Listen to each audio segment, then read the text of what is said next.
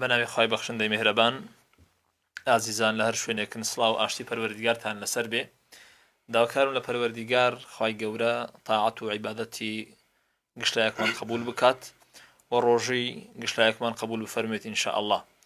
ئازیزان تەوەری ئەو ڕۆمان باسی گرنگی و گەورەی نوێژی تەراویحە. با بزانین لەم ئەڵقەیە گوێ لە دکتۆر بگرین ئینشاء الله داخۆ نوێژی تەراویح خێرەکەی چەندە و شەرتەکانی چنە و ئەو کەسانی کەوا نوێژی تەراویح ئەنجام ئەدەن زیاتر ئینشاء الله بە یعنی شەوق و ڕەوقێکی زیاتر ئینشاء الله ئەو جارە لە نوێژەکانیان بەردەوام ببن ئینشاء الله. بۆ مەبەستا ئەمڕۆ میوانداری زۆر بەڕێز دکتۆر عەبدولسەلام ستونیمان کردووە. جەنابی دکتۆر بەخێر بێی. زۆر سپاس. خی گەورە سەلامەتکە ئینشاءالله جەنابی دکتۆری. دکتۆر ئەگەر بین بە دەستپێشی بابەتەکە دەست پێ بکەین، یعنی سەرەتا پێم خۆشە دکتۆر یعنی ئەو نوێژە بناسێنی تەراویح واتای چییە و خێر و فەزلەکەشی چەندە جەنابی دکتۆری؟ بسم الله الرحمن الرحيم الحمد لله رب العالمين والصلاة والسلام على رسول الله وعلى آله وأصحابه أجمعين. پیشی زور خوشحالم که اوروکا من بجداری بی برنامه کرده دستخوشی جناب امام مستو دستخوشی زاری کرماجی که او برنامه دانایا هیویدارین او برنامه پشتیمانگاه رمضانش هری بردوام بید او برنامه بیویتا برنامه که هفتانه هر جارو مامسا کی آینی بانکش بکن. زور سپاس مامسا. خب بخیر بی. سپاس دکن. زنای مامسا لا واتای تراویح دەست بکەین مامسا. تراویح واتای چییە؟ یعنی ئەو ناوە لە چی وهاتی ئەو دەستەواژەیە تراویح سمانایە چییە جەنای مامۆستای؟ بێگومان تراویح زاراوەیەکی عەرەبیە. تراویح لێ تەرویحە هاتیە وەرگرتن. ترویحە یعنی استراحە. مروێ بۆ سۆرمان دەماک و بووە مانگا ڕەمەزانە پیرۆز نوێژی تراویح کەتن. ئەو نوێژی تراویح طبعاً 8 ركعات نوێژی تراویح دەیکەتن. وەختێک و 4 نوێژ یعنی 4 سنەت نوێژی تراویح کردن پشتینگی دی استراحەتێکی کرد. وەختێک و استراحەتەکەت پشتینگی دی ڕابی 4 ركعاتی دیکەشی دەیکەتن. جا کەلیمە تراویح وێ تەرویحێ هاتیە وەرگرتن. یعنی مامۆستا ئێستا ئەو نوێژە کە ئەو کەلیمەی لۆ دانرایە لە ئیسراحەتەوە هاتیە. هەر خودی نوێژە کەش مامۆستا لەوانەیە لە ڕووی دەرونیەوە نییە، یعنی ئیسراحەت بە پیاوی ئیماندار بدا. بێگومان جەنابی مامۆستا چگو وەختێک و بۆ سۆرمان ئەو ڕکعاتەنە 4 ڕکعاتەنە کردن ماندوو دەبێتن. وەختێک و ماندوو بوو پێویستە استراحەتێکی هەیە، یعنی استراحەتێکی دیکەت پشتینگی دی ڕابێتن 4 ركعاتی دیکە دەیکەتن. جا ئەو کەلیمەیە وێ ئیستراحەیە هاتیە وەرگرتن. زۆر جوانە. زانای مامۆستا گەر بێت تو بچینە سەر یعنی حکم وەکو حکمی نوێژی تەراویح، یعنی مەسەڵەن نوێژی تەراویح لە شەریعەتی ئیسلامدا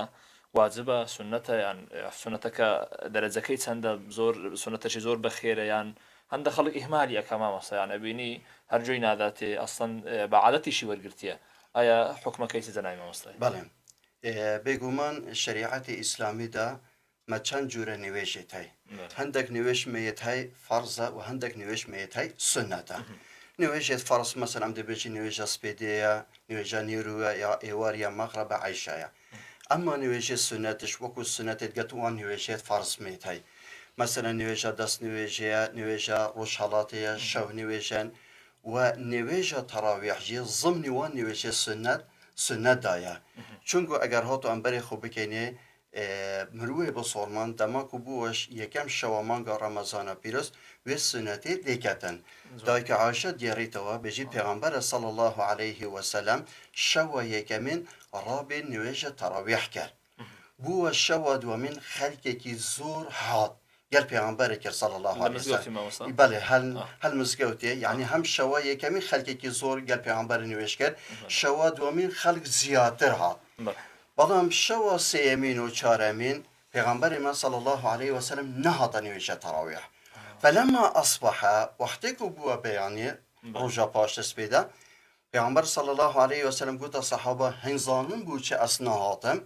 ئینا گوتی ناوەڵە یا پێغەمبەری خودی ئەم نزانی ئینی ئەخشاکم. پێغەمبەر ئەمر کرد ئەس ترسیام کە ئەو نوێژە ببیتە فەرز سەرهەنگۆ بل هندي أصنعتم كواتا أو حديثية بالغية كنيوش تراويح سنة أجرتو بكي خير دقيتتا أجرتو نكيش كون أحبار نابه شكو ما قاعدك الشرعية هاي تشتي السنة ما يثاب على فعله ولا يعاقب على تركه جاء أجرتو بكي خير دقيتتا أجرتو نكيش كون أحبار نابه كواتا نيوش كبخو سنة بس ما مصر يعني تقريبا كأو زنابد أو فرمودات باسكر فرمودية يعني واتي جيشتين كوا درجي أو سنة دبي درجي زور بقوة بيتون كما دام بيان صلى الله عليه وسلم سرتا يعني كرديتي وخليك ورسري واتبو بي يعني حقواني ما مصر إسلام مسلمانان يعني لو نجي زور بزواني يعني بالتزاماته أو نجي أنزام بدن بگو من او نویجه تنی مانگا رمضان پیروزه های مانگا رمضان پیروزی مانگا که عبادتیه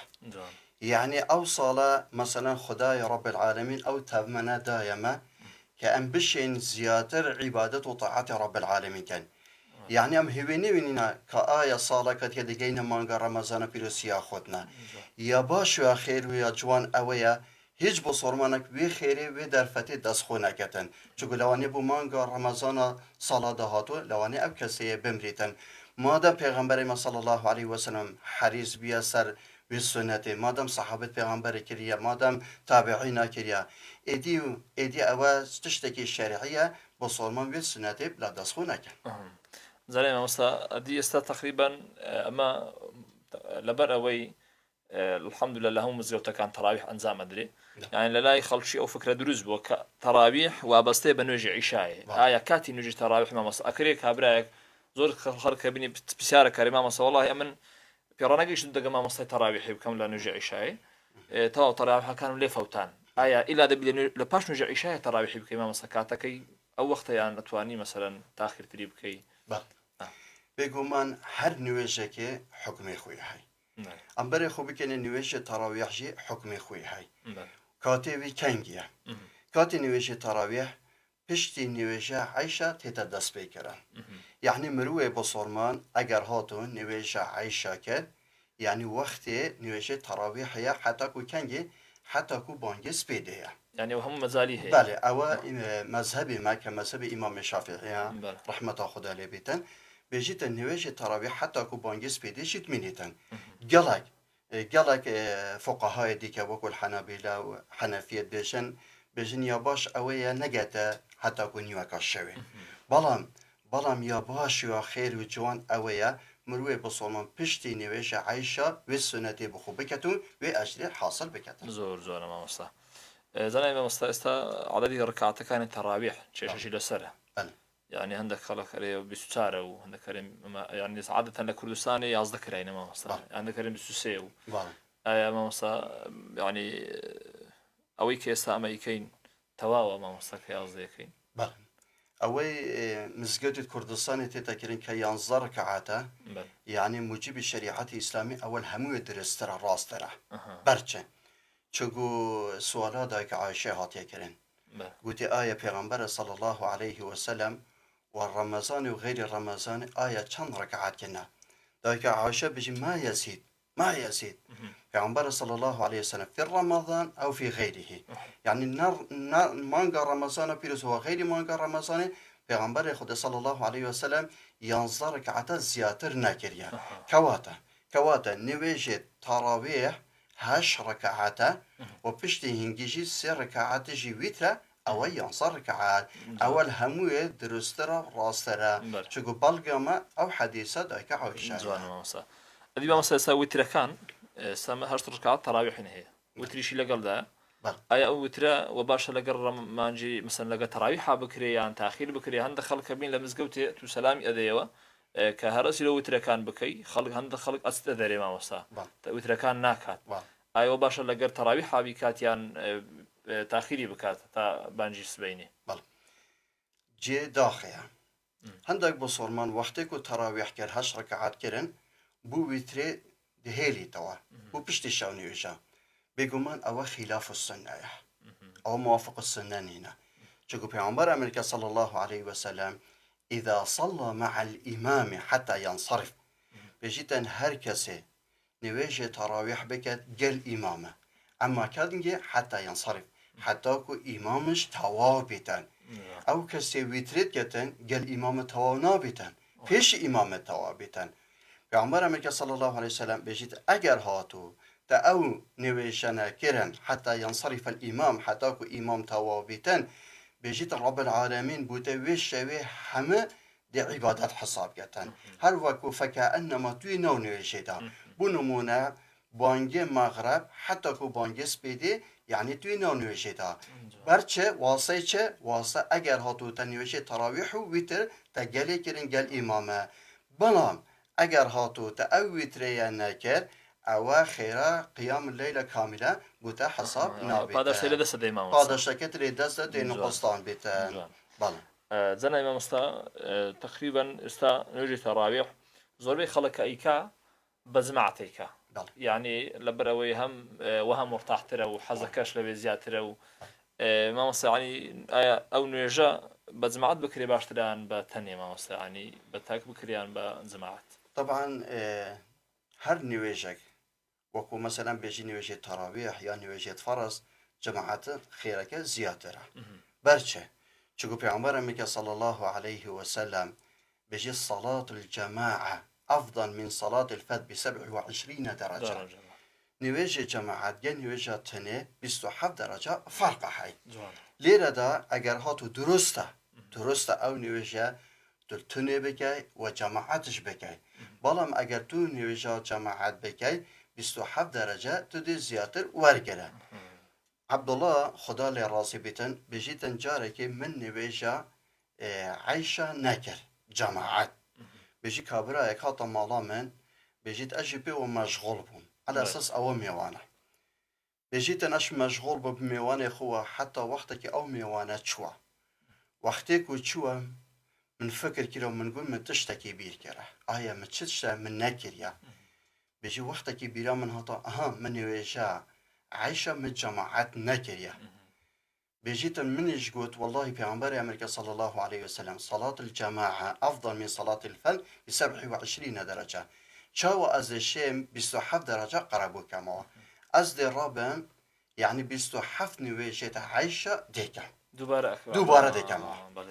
بيجيت أصراب من 27 نويشت عيشة شاركعاتي و او نویجی وکو نویجی صحابه پیامبر صلی الله علیه وسلم من که بیجیتن تقریبا حتی که نیوکا شوی اسبی و بوم حتی که من او نویجی نکرن من نیش گود با او 27 درجه نه قربو بکم آوا بیجی وقتی که از نوستم من خوی دادید من دید هندک صحابه هات نگمی گوتا من عبدالله گوتا مش گوتی بله گود او رو که ما مسابقه های سواری حسبا دی بین هر کسیش مساری حسبا کی کرد آیا کشمه دوی مسابقه بتاوه بجیتن همه سواری حسبه که بون هر یکیش سواری حسبه خوب بون بجی وقتی که مدز غاردانه کرد من دید همون صحابه پیش من را کرد هندی من محاوله کرد یعنی وکی از بیشم پین من بینه حسبه سگه حسبه خدا دار لیده حسبه من نگیشته هیچ حسبه کی بجی صحابه که سر حسبه خو آوریده گوتا من عبدالله گوتا مش گوتی بله گوتا من خو ماندی نکه تو ناگهیه ما معناه چه؟ معناه تو ناگهی و خیرامه معناه ناگهی خیرامه شی كواتا خيرا نويشا جماعات يعني 27 درجة فرق زيادة حق ويا مروي بصرمان يعني ونويشي دسخونا كان ممسك بونمونا ام دي بيجين وقتی که تو چوا مزگوته تو دي نويشا عايشة جماعات ديكا بشتينجي تو دي چيا نويشت تراويح جي ديكا طبعا 6 نويش ديكا وانيما ديكا 6 نويش 6 زائد نويش عايشة ديكا 7 نويش وانيما 7 جاراني 27 درجة بكا ديكا صدو 89 درجة يعني صدو 89 درجة تو دي حاصل كي اگر هاتو یک شو تا نویش عیشه و نویش تراویح تب جماعت که نویش جماعت خیره که زیادتر بله ما وصل استاد تقريبا اما لهر عبادتش ايكين زور تركيز داخلنا السر بعداشتي يعني او حقي همو مروفشيشه كما حاولش اداء بروجي ابي حزيلي بعداشتك شور بغري نويجا كا بعداشتك ور بغري ما وصل تراويح يعني استاد تقريبا لو انا زنابيش لا استخوت زوزر خلق لي بكا الامام ماندي ابين براسي زور ماندي ابين خلق يعني اوهم عزيته ابيني لسر تراويحي پێویستە پاداشەشی باشیشی لۆدان درابی مامۆستا پاداشی تەراویحی مامۆستا ئەگەر باسی بکەیت چییە؟ خۆی الدنيا مزرعة للآخرة مروي بصورمان يعني شو لا خيره هیچ وقتکی نابێت خۆماندی حساب کاتان بەرچە ئەندی هەن مامۆستایی بەڕێز هەندی هەن پاداشتێکی زۆر مەزانێ هەی نی خدای رب العالمین حەق وایە هیچ بۆ سۆرمانێک ئەو پاداشە دەستخۆ نەکە بۆ نمونە پێغەمبەر ئەمریکا صلى الله عليه وسلم من قام رمضان إيمانا واحتسابا بجيتن هر کەسێ مانگا ڕەمەزانە پیرۆز نوێژێ تەراویح بکات ئەمە ئەو نوێژە ئیمانەوە بیرۆباوەڕیەوە داوا پاداشتێ خول خدای رب العالمین بکات غفر له ما تقدم من ذنبه چەند گۆناحتا کردنە ئەمە گۆناحەت کچکە چەند گۆناحەت کچکە تاکردنە رب العالمین وان گۆناحانە هەمیە دڵتە خۆش بیتن واسە چه واسە ئەو 20 دقیقە یان ئەو نیو ساعەتە كتل مزجت ونوجه تراويح ديكي حديث دوامين پیغمبر امریکا صلى الله عليه وسلم اذا صلى مع الامام هروكم ما بيناتك اشاره بكره اگر هاتو تا نوجه تراويح قال امامك حتى امام كامل بيتن رب العالمين دي بوتا حساب كو او نوجه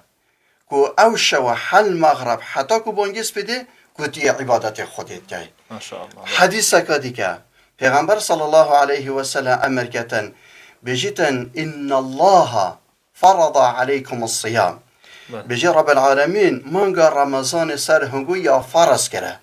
ونويش تراويح يتكر السنة سر هنگو هر كسك هر بصرمانك نويش تراويح بكت بيرو باورجي هابتان بجي كيوم ولدته أمه بجيت أو مروده گناح خاوين بيتوا چاواتو دايكا خو پیدا بي تل گناح خاوين بيوا وطو او مرو ديوان كنا حنا خاوين بيتوا ما دام تنويشي تراويح ما شاء الله ان شاء الله ما بوسه فرمودانا ان شاء الله او كوا صار درس السنه ان شاء الله يعني شوقش لو دروس براسيسه فرمودي زور بهزو زور برسيجن ان شاء الله ما زنابت باست كرت ما تقريبا استا لهندك مزقوتي تراويح انزام ادري امام يعني راوستي ذكرش اخويني لهند شيش ناخوين دري ما مست او ذكرى او يعني او وردانا ايا لا حديث بيان صلى الله عليه وسلم يعني سنه بيان صلى الله عليه وسلم هنا اكريش تشي بخوين يعني دبي تراويح كان هم اللي بدين ما مست والله يا باش يا جوان اويا وقتكم بصرمان نويش تراويح خلاص كران يعني پیغمبر صلى الله عليه وسلم هر وقتكي وقتی نویشه تراویح تواو ترین یعنی ویتر جید خان دا چه بجیتن سبحان الملك القدوس سبحان الملك القدوس سبحان الملك القدوس پیغمبر ما صلی الله علیه و سلم سه جاره او ذکر دوباره تیروان دا پاش تراویح یعنی پاش ویتر ما مستن پشتینگی وقتی که جاره سه من سبحان الملك القدوس وقتی که تقول دنگی خوب بلند کن بو اوای صحابه آگاهی بیتن بو اوج ببیت السنة بصورمان پشتی پیغمبر صلی الله علیه و سلم هر وقت که او تراویحنا تواکلن ویز ذکر بکن یعنی ما مثلا ذکر لپاش تراویحان بدعنیه نه او پیغمبر صلی الله علیه و سلم او حدیث اشارات بکره که امام ابو داود جی روایت کرد مثلا كوتاش شت بمخوشة أو بسعره يعني تقريبا لو أنا اللي عندك ما رشيشة دروس بي حكمي تراويح بو آفرتان مثلا إسا آفرت ما مصا لو هي تراويح بكلام زوجته يعني في شيء مشترشي طبعا آفرتش وكو ظلامة عبادة سرفار صح اوان اجتماعية هندي هاي وخير وأجر پاداشتي ور بگرن پیغمبر ما صلى الله عليه وسلم حديثة كده إشارات بيت كتن بجيتن إذا استأذنكم نساؤكم بالليل بجيتن أجر هاتو آفرتت هنگو داوال إجازة هنگو كر شو بشتا مزگوته مثلا مغرب بچيتا مزگوته نويجا مغرب بكت عشاء بشتا مزگوته نويجا عشاء بكتن يام بچيتا نويجا تراويح بكتن داول إجازة هنگو كر خوشكو داي كتما پیغمبر أمريكا صلى الله عليه وسلم فأذنوا لهن أمريكا إجازة بدنه ريك اللي ناقرن باوش بچتا مزگوته بجداري و رسمه شرعی بکن چونکو برچه روزه که عاتیکه که خزانه امام عمر بو بيجي شوي شو مزقوتي وصرمانا كي ديت قلت عاتيك قلت بلى قلت دي كوتشا إنا قلت دي شما مزقوتي نيوشي كم قلت إمام عمر كسكي تنده إمام عمر كسكي بخيرته يعني قلت قبولناكة تو بتشي مزقوتي بيشوي قلت إمام عمر نشد مانعين مكان لا تمنعوا إماء الله مساجد الله قلت بيعنبر أمريكا صلى الله عليه وسلم جنا منعناك المزقوتة مالت خديدا كواتا ليردا خشكاما دايكاما خيزانما اگر هاتو داول ماكي كبتشنا مزقوتي بجداري نويش تراويح بكين داول بصرمانات كم ريقري لينا كان زور جانا موسى زنا إمام موسى براسي بابتك زور بزواني باسكرت خواهی گەورە پاداش دەداتەوە پێمان خۆش زیاتر لە خزمەتە دابین یعنی بابەتەکەی زیاتر دەوڵەمەندکەین بەڵام تقریبا وەختەکەمان خەریکە تەواو ئەبی ئەگەر بێت لە کۆتایی پەیامێک یعنی لە موسڵمانان پەیامێکی کورد دەربارەی ئەو بابەتە بیان غەیری ئەو بابەتەش بی یعنی لە مانج پیرۆزی ڕەمەزان زۆر شتت هەیە لەوانەیە مەشاکیل هەنا ئەگەر زەنات پەیامێکی کورتمان ئاراستە بکەی زەنای مامۆستا والله هەیە پەیامە من ئەوەیە بۆ هەموو بۆسۆرمانە اگر بصرمانه که حتی کنو که نویش تراویح نکربید او شوید شوی او شوید مایی بابه کتن چونگو بوچه چونگو والله روژک دیده هیتن دی پشیمان بیده پیامبر امریکا صلی الله علیه وسلم ما من احد ان يموت الا ندم بجید هر کسک بمریتن الا دی پشیمان بیده پشیمان دی بوچه دی بیده پشیمانەکە ئەوەیە ئەگەر هاتو عیبادەتێک نەکردبیتن یان عیبادەتێک کەمتر خەم بیتن دی پەشیمان بیتەوە دەبێژێت وەڵڵاهی خۆزیە مژی کردبایە مەسەر یان مانگە ڕەمەزانی خلاص بیتن ئەو بەسەڵمان دێ پەشیمان بیتەوە خۆزگەزی مانگە ڕەمەزانی شەوات چوو بەمە مزگەوتێ من ئەو نوێژێ تەراویح کردبانە گەل بەسەڵمانە کردبایە جەمادەم پشتی ڕەمەزانە یان وەختێک و تمرید هنگی پشیمان ببیتو با او رو که پشیمان ببیتو با استوا بلا بکتن و نوشانه دست خود نکتن زرای مامۆستا دووبارە زۆر سپاس دەکەین بۆ ئەو دەرفەتە سپاس بۆ خی گەورە پاداش دەداتەوە بەڕاستی سوودمان لە زەنا بتبینی دووبارە داوای بردن دەکەین کەوا لە خەتمان گرتی ئەوڕۆ خی گەورە سەلامتکە ئینشاءالله خی گەورە پاداش دەداتەوە ئینشاءالله خوا سەلامتکە ئینشاءالله مامۆستا بەڵێ ئازیزان لێرە هاتینە کۆتایی ئەڵقەی ئەو جارشمان بەیوە ئەوەی ئینشاءالله سووتان بینی بێت و وەڵامی ئەو پرسیارانەتان وەرگرت بێتەوە کەوا لەلاتان دروست بووە داواکارم لە پەروەردیگار خی گەورە تاعەتتان قبول بکە ڕۆژتان قبول بکە ئینشاءالله وخی گەورە هەموو لاکتان سەرفراز بکە والسلام عليكم ورحمة الله وبركاته